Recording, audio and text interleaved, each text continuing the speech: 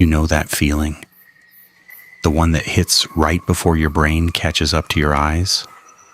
That half second where your body already knows something is deeply, catastrophically wrong, but your mind is still scrambling to process it? That frozen moment where every rational thought you have ever had just evaporates, where your legs stop working, where the air in the room feels different, thicker, heavier, like the world itself has shifted 1 degree in the wrong direction and will never fully shift back. Most people only feel that once in their lives. The 10 people in this video felt it, and they survived to tell the story. Some of them have recovered. Some of them will never fully recover. Some of them still sleep with the lights on. And a few of them, a quiet, unlucky few, still do not know what they escaped. Welcome to Silent Fear. I am glad you are here, and I'm genuinely sorry for what you are about to hear. If you are new to this channel, drop a comment right now and tell us where in the world you are watching from. We love knowing how far this fear travels, and we read every single one. And if you want stories like these delivered to you every single week, hit subscribe and turn on your notifications. Because these stories do not stop coming, and neither do we. Now get comfortable, turn the volume up, and let's begin. She was 22 years old and desperate for connection. That is the only honest way to explain why she ignored every warning sign, why she smiled through the discomfort and kept telling herself over and over that she was just being paranoid. Because when you are that lonely, when you have just moved to a small rural town in the Midwest and barely know a single soul, the desire to belong can override every instinct you have. And instincts, as it turns out, exist for a very good reason. Her name was Sarah. She had been in the area just a few months, and through a mutual friend she was introduced to an older couple who needed someone to sit with their dogs while they vacationed in Florida. The money was welcome. The connection was what she really wanted. And Sarah, hopeful, trusting, wanting this to work so badly, chose to look past the things that made her stomach quietly tighten. Like the way the couple looked at her during the meeting, not at her face. A slow, deliberate, full-body scan, up and down and up again, as though they were measuring something they didn't want to name out loud. Like the way they gave her the tour. They would open a door, step back, and stand there in silence while she looked inside. No narration, no explanation, just the open door and the silence and the door closing again. Room after room with nothing said. Like the cameras. There were cameras absolutely everywhere. Outside over every angle of the driveway, in the hallways, in the kitchen, in the living room, angled at the office desk, mounted above the kitchen table. They explained it away as an insurance requirement for their firearms business. Sarah nodded and pushed the unease down into a place in her stomach where she wouldn't have to look at it. The first night was completely fine. The second night, one driveway camera went offline. Rural internet was unreliable. She noted it and moved on. But then, just after 10 o'clock, that same night, both dogs launched off the floor with a sudden violence that startled her completely, nails scrabbling on the hardwood, and shot through the doggy door into the backyard. The sound that came out of them was not normal barking. It was something older than that. Fear barking, warning barking. The kind of sound an animal makes when something is genuinely, seriously wrong. Sarah coaxed them back inside with treats, wedged a heavy chair firmly against the doggy door, and told herself it was probably a deer at the tree line. She went to bed. The next morning, the dogs were outside in the yard, calm, sniffing around like it was any ordinary morning. She stood there for a moment, working out how they had gotten through a blocked door. Then she turned to her right. The heavy chair was sitting neatly in the far corner of the room, 5 feet from where she had left it. Not tipped over, not nudged, placed there. As though someone had quietly walked over, picked it up, carried it to the corner, and set it down deliberately. Her friend came over and they swept the house together, room by room, closet by closet. Nothing. Her friend gently suggested Sarah hadn't pushed the chair as far as she thought. Exhaustion can play tricks on memory. Sarah said nothing. But she knew. She knew the chair had been moved, and she knew the dogs hadn't done it. She stayed anyway. After a couple of quiet days, she began to breathe again. Right up until the evening, she noticed all 4 outdoor cameras had gone offline at the same moment. Not one drifting out with a weak signal. All 4, simultaneously. She texted the couple, keeping her message casual. Hours passed. Close to midnight, a text arrived from the wife. Almost 1 a.m, Florida time. Don't worry about the cameras, you're safe. Sarah read that twice. She had said nothing about feeling unsafe. She had mentioned only the cameras being down. So why was the very first response, sent at 1 a.m. from someone on vacation, specifically about her safety? Before she finished processing that, another message arrived. Also, can you make sure I didn't leave the garage door open to the inside? I don't want anything getting in. The garage. The back room. Where she had heard that unexplained thump 2 nights earlier and convinced herself it was the house settling. She didn't respond. She pretended to be asleep. 2 minutes later. I know it's late, but please, it would really ease my mind. Then 60 seconds after that, I can see you're up. Can you please go check? She stopped breathing. The hallway camera. They were watching her right now in real time. From Florida at 1 a.m, pushing her deliberately toward that room, watching to see if she would go. She got up. She gripped the kitchen knife she'd been keeping close and walked slowly to the back of the house. The hallway felt longer than usual. She was aware of every sound her own footsteps made, aware that somewhere, on a screen in a Florida hotel room, someone was watching her move through the dark of their own house. That awareness was worse than almost anything else. The feeling of being observed, of being guided, of walking exactly where someone else wanted her to walk.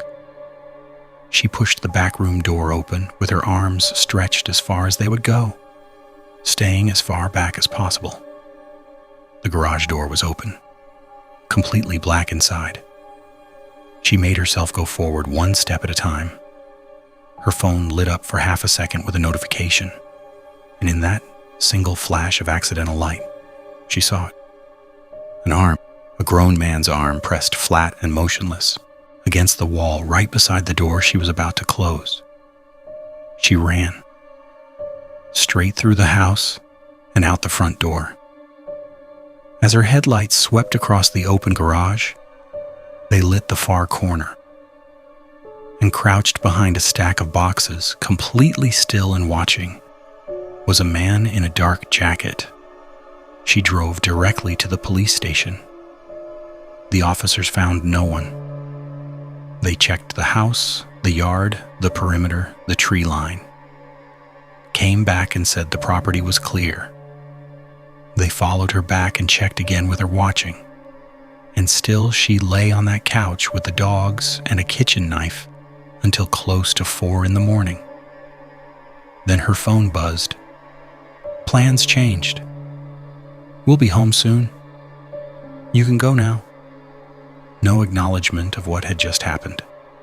No concern. No explanation. 2 flat sentences, as though she had been a minor inconvenience that was no longer needed. She grabbed her things and left immediately. Halfway down the dark rural road to the main street, she checked her mirror and saw a car, no headlights on, pull silently into the couple's driveway. She texted the wife, "Someone just pulled into your driveway as I'm leaving."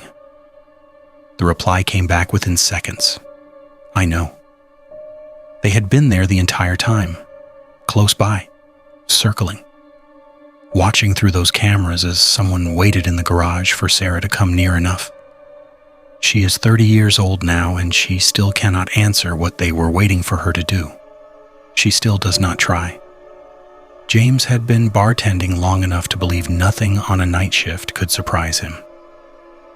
He worked at a high-energy bar and restaurant outside Baltimore. Loud music, a packed crowd every weekend, college kids ordering rounds faster than he could pour. Fast, loud, and constant. He thought he had seen every variety of human behavior the job had to offer. He was mid-pour on a busy Saturday night when he noticed them. An elderly couple in the corner booth, neatly dressed, perfectly still, both staring directly at the wall beside their table with a flat, unblinking focus that made something shift uneasily in James's chest before he could even explain why. He served 6 more customers. When he glanced back, they had not moved a single centimeter. They had not ordered anything either. No food, no drinks. He would have remembered. In nearly an hour, they had simply sat inside a roaring, music-filled room and stared at a wall together in complete and unbroken silence. When he had a moment, he walked over. The closer he got to that booth, the more uncomfortable he felt. Something about the quality of their stillness up close was different from the way it had looked from behind the bar. From a distance, 2 quiet old people. Up close, something that felt less like rest and more like suspension. Like 2 figures that had been paused mid-frame and were waiting for someone to press play. He smiled and asked if he could get them anything. The woman did not react at all. No flinch, no blink, not the smallest sign she had heard him. The man turned his head toward James in a movement so slow it seemed mechanical, like something on a gear that had nearly seized up. When the face came fully into view, the skin was chalk pale, deeply lined, the eyes sunken far back into the skull. He shook his head once, a single firm motion, and then looked straight through James as though James were made of glass. James went back to the bar and did not look at that booth again for a long time. When he finally did, both of them were staring directly at him. Not at the bar, not at the room. At him specifically, with an expression on both faces that he could not name and had never seen on a human face before. He held the eye contact as long as he could stand it. He looked away first. The next time he checked, the booth was empty. The relief he felt was so strong it almost embarrassed him. At closing, he asked Jennifer, the veteran bartender who prided herself on remembering every face that walked through the door, whether she had noticed the elderly couple in the corner. Jennifer gave him a completely blank look. No idea what he was talking about. She described 10 other customers she remembered clearly from that same night. What they wore, what they ordered, where they sat. The couple was not in her evening at all. James walked to his car, turning rational explanations over in his mind. Jennifer had been slammed. She couldn't watch every corner. There was a reasonable answer somewhere. He was nearly at his car door when he looked across the street. Under a single streetlight, 2 figures stood completely motionless on the opposite pavement. same posture, same stillness. He recognized them immediately. They were watching him, making no effort to look away or pretend otherwise. He got into his car and drove without a single backward glance. He never saw them again. Jennifer still has no memory of them. And James still scans the far corners of every room he walks into before he lets himself settle. Elias's father was made harder by solitude rather than frightened by it. He spent most of his career in forests that most people will never see. Remote, high-altitude logging sites so inaccessible that his company sometimes spent 3 full weeks just clearing a road wide enough to reach them. He pushed himself to work 16 or 20 hours at a stretch without complaint. He was not a man who frightened easily. That changed on a mountain in the Pacific Northwest. He and his partner Lev were 10 days into a job on a remote slope when voices started coming through the radio. Fragmented, static-heavy murmurs at first, easy to dismiss. They switched channels. The voices followed. Anyone who has used a standard two-way radio understands why that should be impossible. You switch channels to escape interference.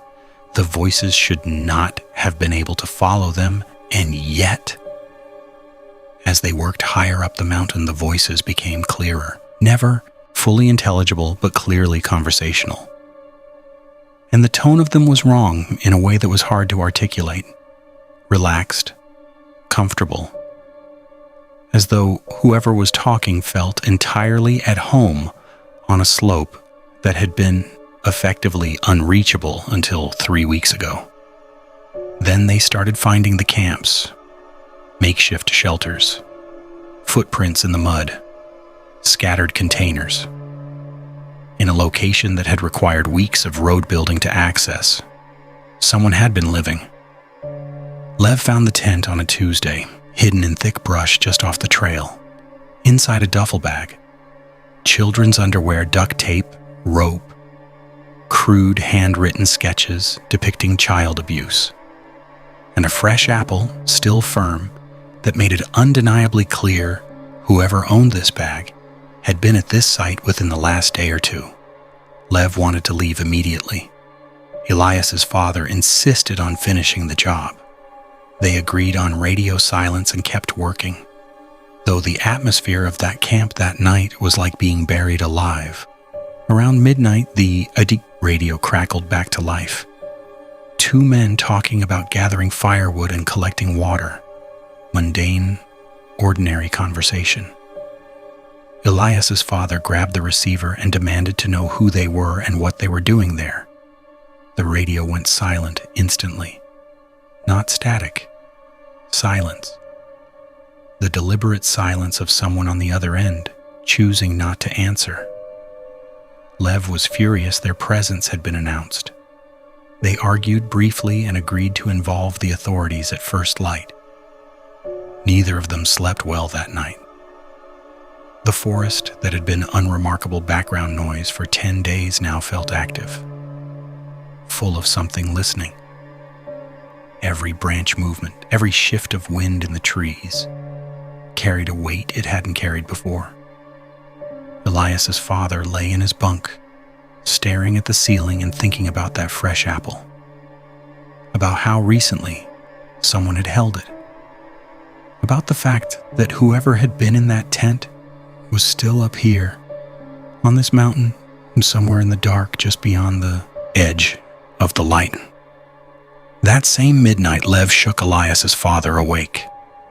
Footsteps on the gravel outside the camper, slow and deliberate. The door handle turned. The door pushed inward slightly, but there was no ladder, no way up on that side. Then the scratching began. Long, slow drags along the outside of the door. 4 deliberate passes. 4 full minutes. Then silence. Elias's father moved toward the door. It burst open and a blade caught him across the face before he could react. He hit the ground and a man was on top of him immediately, knife at his throat. A second man appeared from the dark and began kicking him in the head, repeatedly. Lev launched out of the camper without hesitation and tackled the man with the blade. Both attackers scrambled free and disappeared into the trees. 2 hours of driving to the nearest hospital. Permanent damage to Elias's father's right eye. A disfigured pupil that has never healed. They reported the attack. Nothing came of it. 2 weeks later, after the rest of the logging crew finished the work at that site, one of their co-workers was found in a roadside ditch nearby, bound, gagged, murdered. No arrests were ever made. Elias's father still wakes at night sometimes, reaching for something that isn't there. That ruined eye looks back at him from every mirror he has ever stood in front of since that night. It always will. Steve was 19 years old, freshly out of a long relationship, and in genuine need of a change of scenery when his friend James invited him for a low-key weekend at the family lake house. Quiet water, big sky.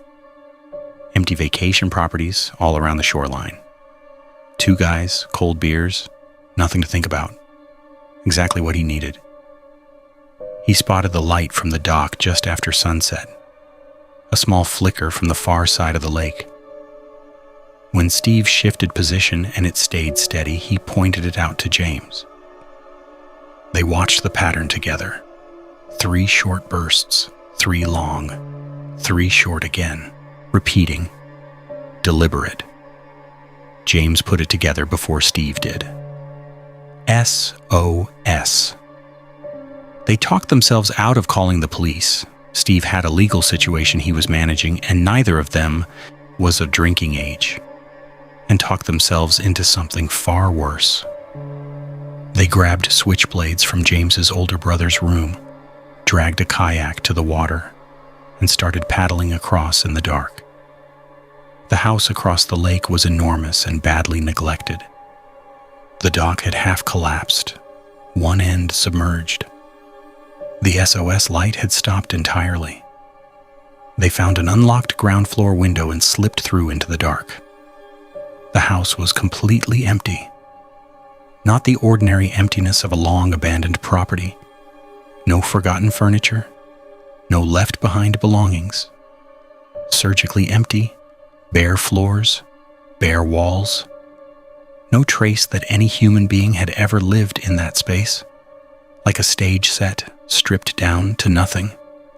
Steve had explored abandoned buildings before, and they always left residue. A couch someone had dragged out. A pile of mail accumulated near the front door. Old curtains rotting on their rails. This house had none of that. It was clean in a way that felt intentional, in a way that felt prepared. They found the upstairs room where the light had originated. In the center of that bare room, pointed directly at the lake through the window, was an old film projector, still warm when Steve touched it. Recently running. Someone had placed it there intentionally, set it to pulse a distress pattern, out across the water to draw people across to this empty, stripped house in the dark. The understanding of what they were looking at arrived in Steve's mind a fraction before James started running. Steve followed.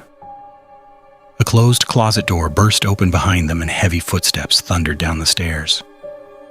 They made it to the window, Steve last, not looking back, and reached the water line, where James had already stopped cold. The kayak was gone.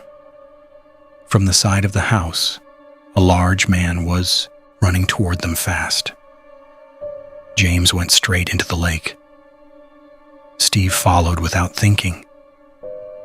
The water was cold enough to knock the breath from his chest, but adrenaline was stronger, and they swam hard for the lights of James's house on the far shore, arms burning, lungs on fire, not once looking back. They made it. They locked every door. They called the police, who arrived nearly an hour later and found nothing at the house. No person, no projector, no footprints, no sign of any recent occupation at all. Steve has never gone looking for what that projector was meant to lead to. He is old enough now to know that some answers are worse than the question. He is quite certain this is one of them. Elias moved to his quiet, well-heeled neighborhood looking for a fresh start. Wide lawns, successful families, generous space between properties. The house next door was enormous, far too large for one person. He assumed a whole family lived inside. When he finally walked over to introduce himself, the door opened to someone close to his own age. Late 20s, easy smile, relaxed manner. His name was Lev. Worked in finance, he said, without offering any detail beyond that. Lived alone. Told Elias to come by for drinks sometime. Elias texted him a few times over the following weeks. Lev was always friendly, always apologetic, always unavailable. Eventually, Elias stopped pushing. His home office was on the 3rd floor with a direct sight line to Lev's property. Over the months that followed, Elias began noticing things. Lev never left. The car sat in the driveway every single day. No visitors, no deliveries, not even takeout. The lights followed a reliable pattern, on at dusk, off sometime in the night. And that was the entirety of what Lev seemed to be. A person who existed entirely within those walls.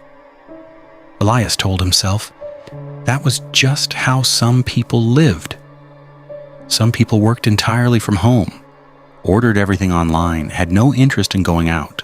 It was unusual, but it wasn't impossible. He almost convinced himself. The thing that quietly nagged at him was simpler than all of that. In all those months of watching, he had never once seen a shadow pass behind a window, never once seen the glow of a television, never once seen any evidence at all that the house, for all its turned-on lights, was actually inhabited in any normal sense of the word. Then came the Wednesday night. Close to 2 a.m, Elias was dragged from sleep by music. Not incidental noise, but genuine wall-vibrating, window-rattling sound pouring from next door at full volume. He dressed, walked over, knocked. No answer. Knocked harder. Nothing. He tried the handle and the door swung open. In the foyer, at least 10 pairs of shoes arranged neatly. But the living room was empty. The kitchen was empty. No drinks, no cups, no sign of a single person having stood there. And yet voices. He could hear them clearly over the music. He stood still and listened carefully until the truth registered. It was a recording. A looped audio track of party sounds. Laughter, conversation, glasses clinking, played through speakers at full volume. Every sound artificial. But the shoes were real, the cars outside were real, and people were somewhere in that house. He could feel it. He followed the sounds to a basement door sitting slightly ajar. He went down. At the far end of the basement, faint light leaked under an interior door. He got close enough to see through the gap. 3 older men in heavy work clothes, rubber gloves, and protective goggles stood facing something outside his sight line. A heavy rhythmic grinding filled the space. Industrial equipment, running in a residential basement in the middle of the night. And beneath it all, sharp and unmistakable, the smell of industrial bleach. His body decided before his mind caught up. He turned and moved quietly toward the stairs, and the light behind him dimmed, the way a room dims when a door swings shut at your back. He ran.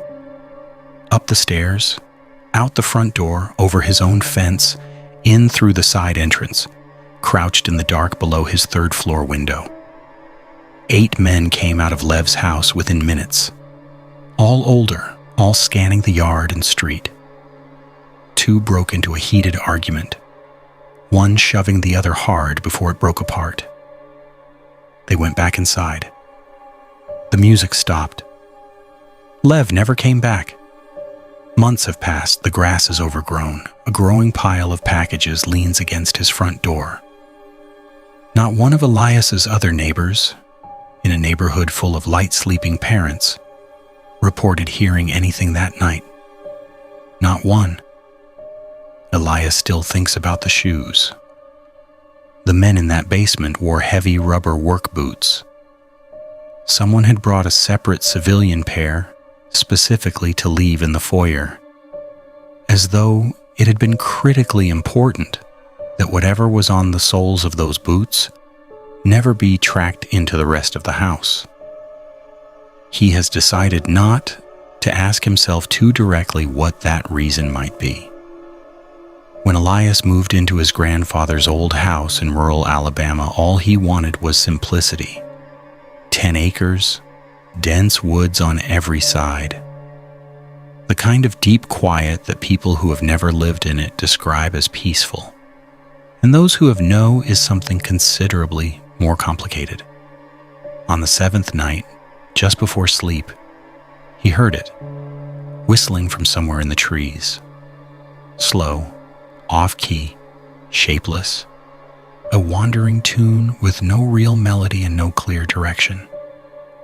He told himself it was a hunter out late, pulled the covers over his shoulder and went to sleep. The next night it came back, closer. By the end of 2 weeks, it was every night, always arriving somewhere between 1:15 and 1:19 in the morning. Never earlier, never later. Clockwork, patient as something that has done this before. He called the sheriff's department. A deputy who had worked that county for decades drove out and listened carefully. Then he said quietly that Elias's grandfather had been calling in the same complaint for years. Every spring, a whistler in the trees late at night. They had investigated every time and found no one. Elias had never heard any of this. Not a word. He went to the attic and dug until he found his grandfather's journals.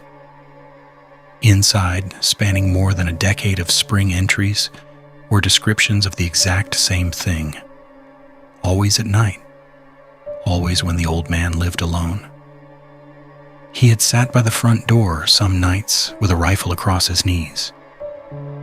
Whatever was out there had never come through the door. But the journals made something else clear too. Something that unsettled Elias more than the whistling itself. His grandfather had not been afraid of it, not exactly. He had been baffled by it. Entry after entry described the same fruitless investigation, the same patrol of the dark yard, the same nothing found. But underneath the frustration, Elias could feel something else in the old man's writing. A reluctant familiarity. Like someone describing an unwanted annual visitor they had long since stopped expecting to understand. The whistling kept moving closer. Behind the shed one night, the front porch the next. Then one night, from directly under the floorboards, rising up through the ventilation grates, as though someone in the crawl space was whistling straight up through the ducts into the rooms above. He stayed up one night with a shotgun across his lap and every light blazing. He sat on the couch and waited. At 1:17, the whistling started inside the hallway, moving toward him, growing louder with each note, step by measured step, as though someone was walking slowly through the dark interior of his own house. He shouted. It stopped instantly. He checked every room. Empty. 2 quiet nights. He almost believed it was over. On the third night, he was woken at 1:17 by 3 slow, deliberate knocks from the back door, then footsteps in the hallway. Then the hallway light went out by itself.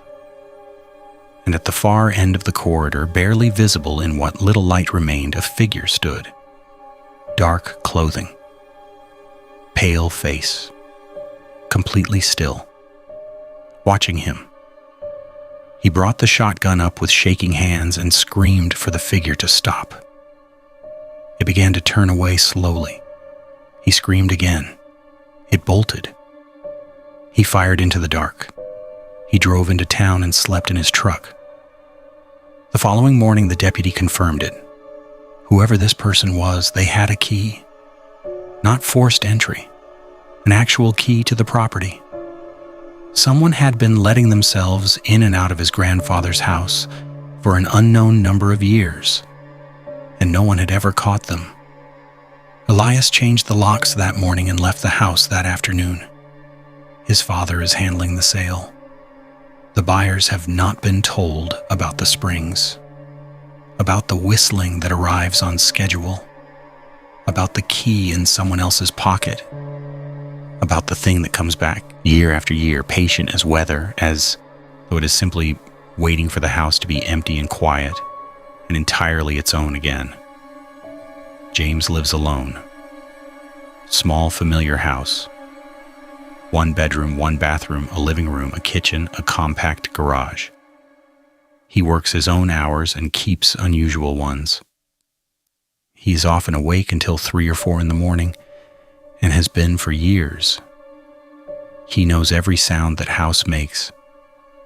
The specific creak of the second board in the hallway, the low metallic rattle of the heating system cycling on, the pitch of wind under the front door on cold nights.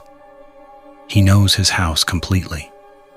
He was sitting at his desk at 3:15 one morning, fully awake, fully alert, working in total silence, when he heard footsteps.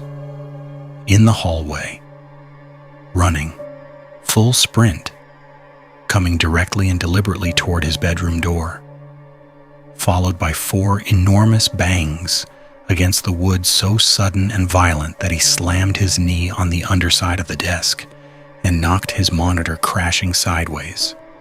He was on his feet before he had consciously chosen to stand, eyes fixed on the door, waiting for it to fly open, waiting for the moment a stranger would come through in the dark and everything would become very immediate and very serious.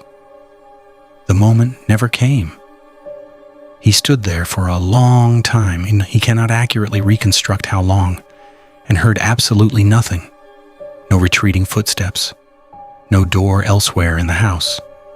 Just silence, as complete and sudden as if the entire sequence had been cut off mid-word. He became aware of how loud his own breathing was, how loud his heartbeat was, how absolutely, unnaturally quiet the rest of the house had become, as though whatever had been in the hallway had not left but had simply stopped. Stopped moving, stopped making any sound at all, and was now waiting on the other side of that door in the dark. He began wondering if he had imagined it, even though every nerve in his body was insisting urgently that he had not. Then he heard them again.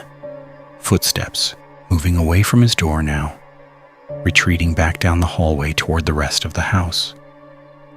Something about hearing those footsteps a second time broke through the freeze.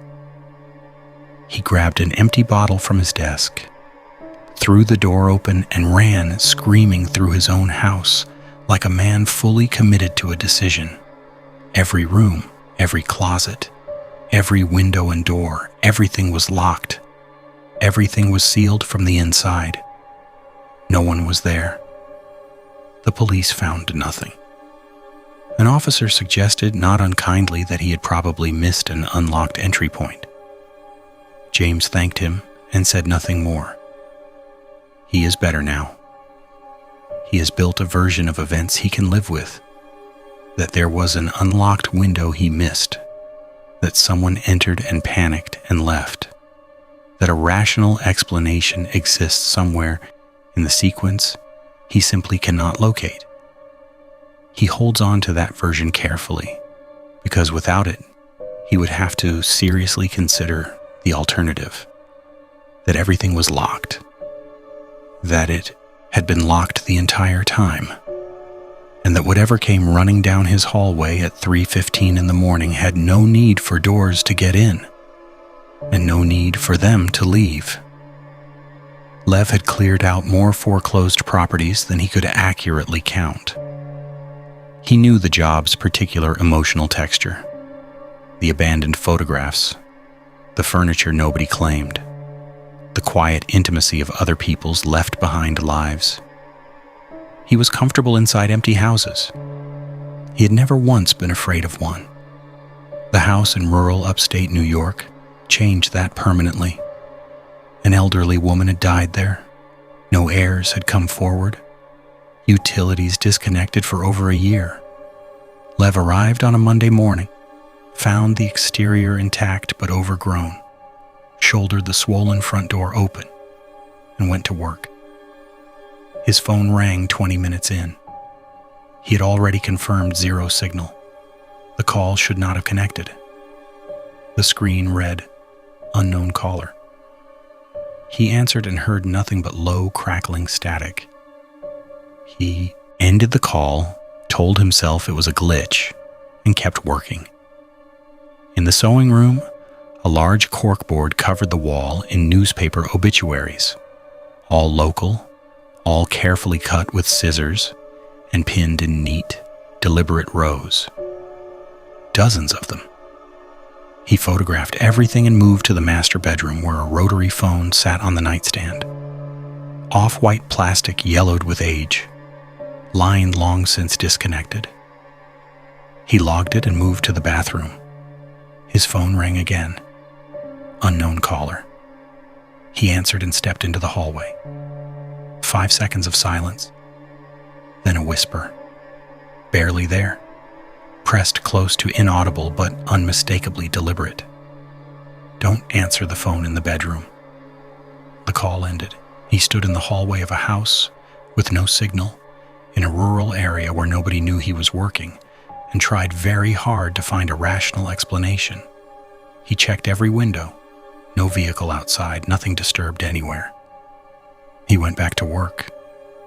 He was wrapping glassware in the living room when the rotary phone in the bedroom began to ring. A real ring, mechanical and shrill, bouncing down the full length of the hallway, from a phone with no dial tone, no service, no connection to any existing line. He walked to the bedroom doorway and stood there watching the receiver tremble with each ring. He did not go in. He did not touch it.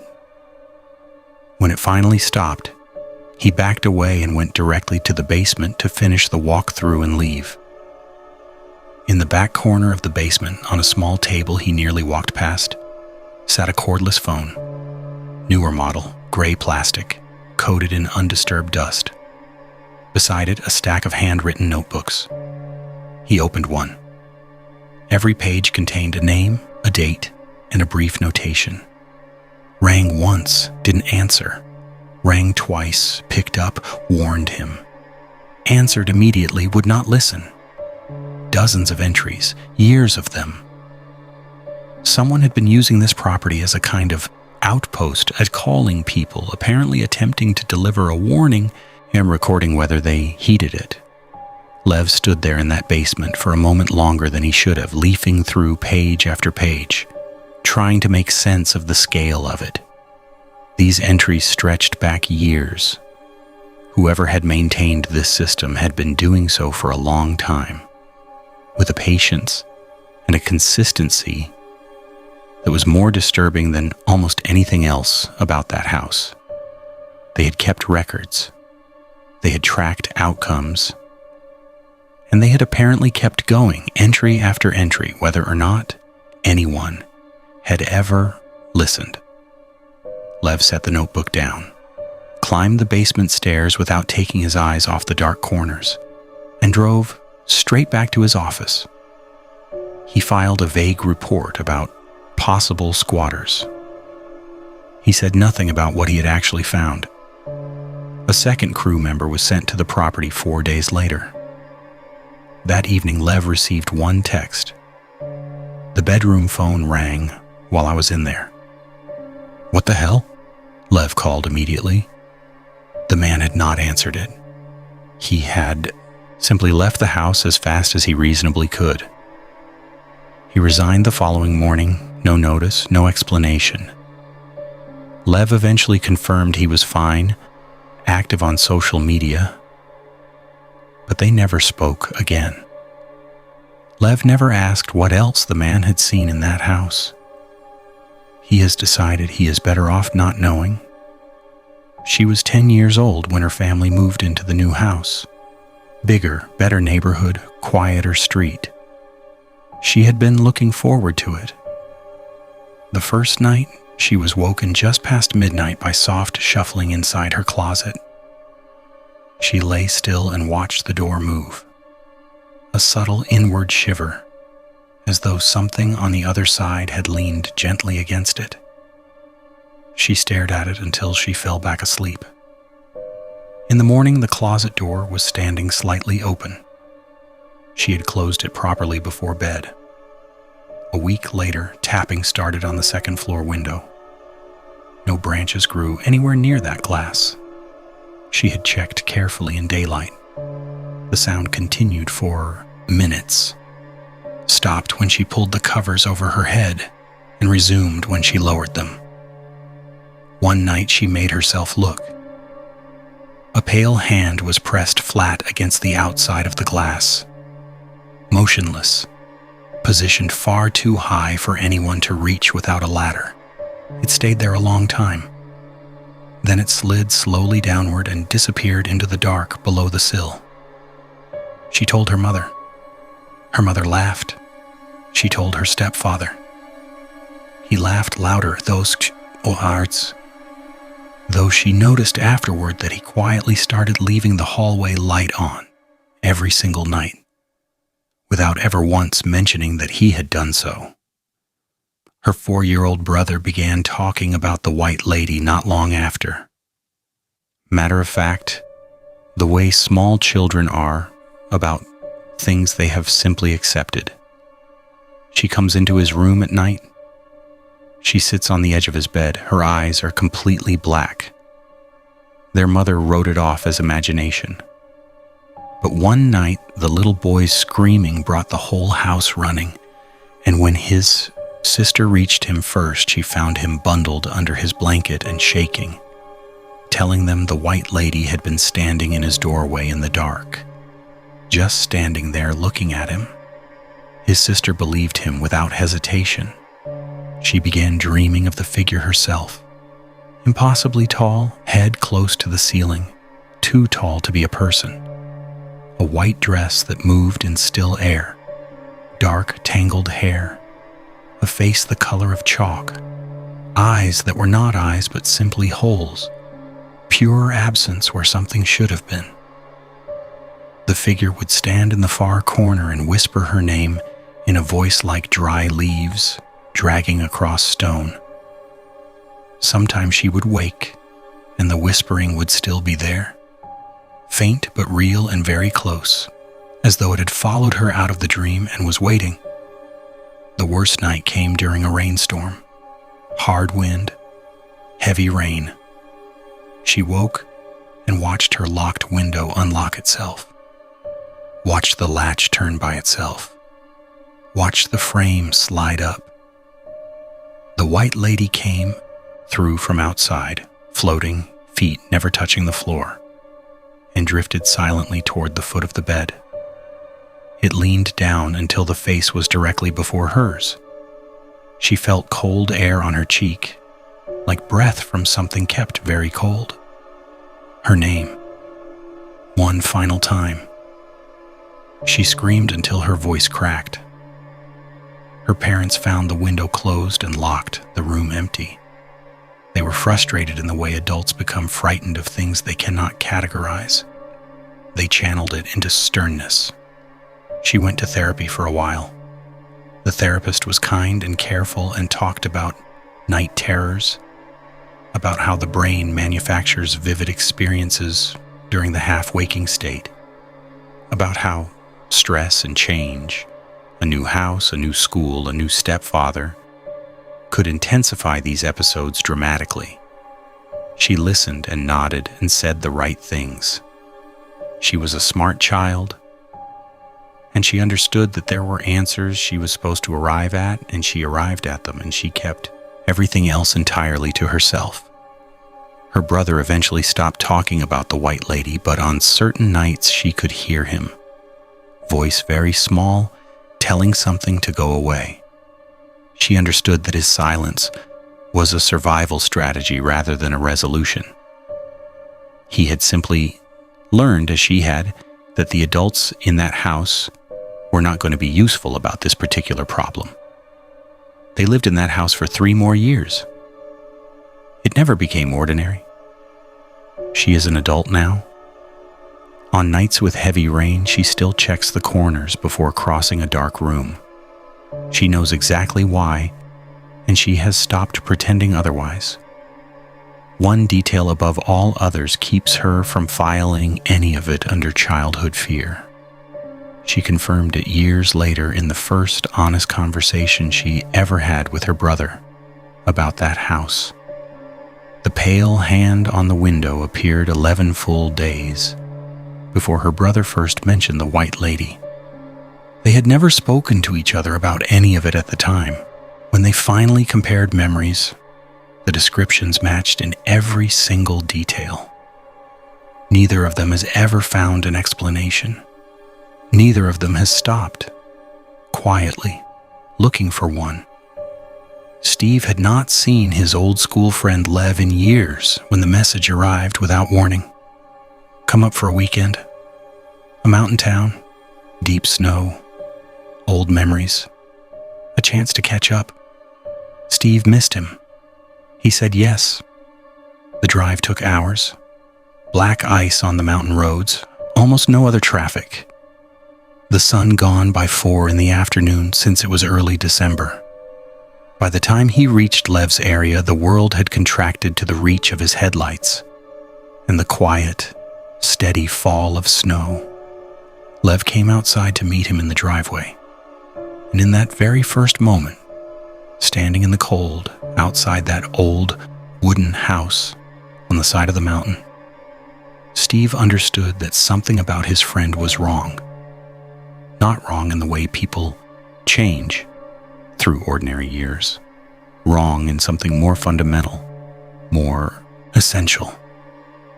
Lev spoke slowly, with long pauses between thoughts, like someone translating each sentence from an internal language that required effort. He barely held eye contact. He kept glancing repeatedly toward the far end of the house. Inside, sparse furniture, warm air, inherited antiques on the walls, and at the far end of the room, a long hallway leading back into the house. 2 empty guest rooms with doors standing open. No light reaching the end of it. From the couch, where Steve would be sleeping, that hallway was simply a rectangle of absolute unbroken black, pressing into the room. Before he slept, he left a lamp on at the hallway entrance. He woke at 2 in the morning to footsteps crossing the ceiling rapidly, directly above him. Back and forth across the full length of the room, stopping, going back the other way. For roughly 20 seconds before cutting off completely. No door afterward, no voice, nothing following it. Just silence. The second day, Lev was barely present, barely speaking, barely eating, answering questions with a single nod. He moved through his own house like someone navigating by memory rather than intention, going through familiar motions without being fully located inside them. When Steve tried to bring up old stories, old memories, things they had laughed about as kids, Lev would begin a response and trail off somewhere in the middle of it, as though his attention had been quietly redirected somewhere else. Steve counted him disappearing into the back hallway 5 separate times. He never once heard the bathroom flush. The second night, scraping sounds from the hallway woke him around 2 in the morning. Something slow and deliberate dragging across the wooden floor, and followed by a single quiet tap against the wall directly behind his head. Old house, he reminded himself. Old wood.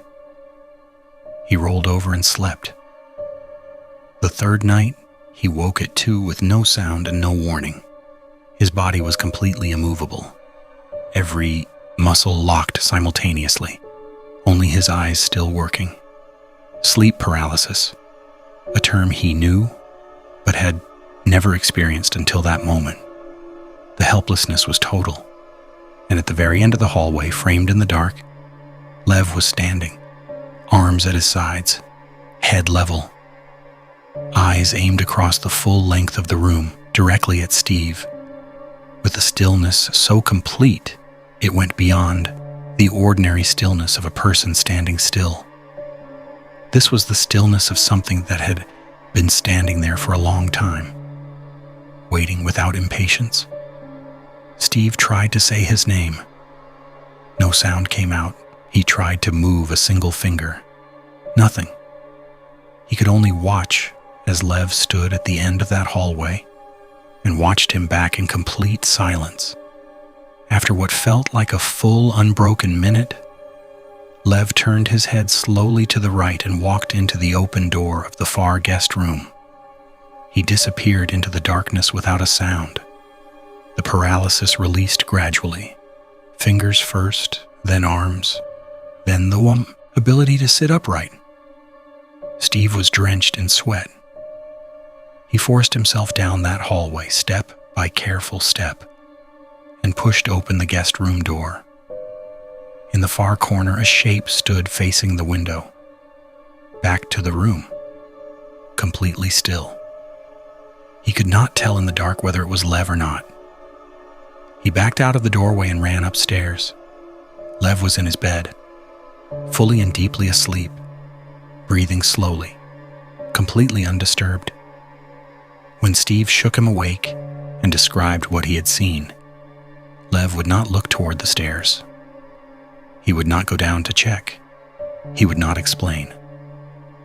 And when Steve looked directly at his face in the half-dark and asked him plainly, "Lev, who's that downstairs?"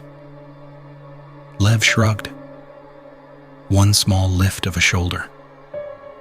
The gesture of a man who stopped having answers to certain questions a long time ago and has found a way to continue living regardless. Steve packed his bag in the dark and left into the snowstorm without saying goodbye. As he backed out of the driveway, he made the mistake of looking up at the house one final time. In the window of the guest room at the end of the hall, the silhouette was at the glass, standing there, watching him go. Months later, after Steve threatened a wellness check, Lev sent one text. "I'm fine." That was the last thing. Steve does not know what happened to his friend on that mountain, alone in that house through all those long winters. Does not know what the shape in the guest room is, or what it was doing in the hallway that night, or what it does on all the other nights when no one is sleeping on the couch below. He has made a deliberate decision, carefully, with full understanding of what he is choosing, not to find out. Some doors, once you understand what is standing on the other side, are better left closed.